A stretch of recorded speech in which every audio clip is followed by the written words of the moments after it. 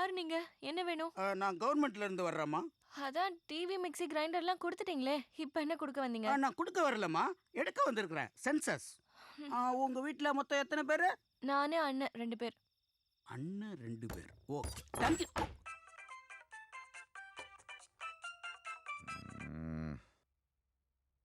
என்னையா நீ இந்த நேரத்துல?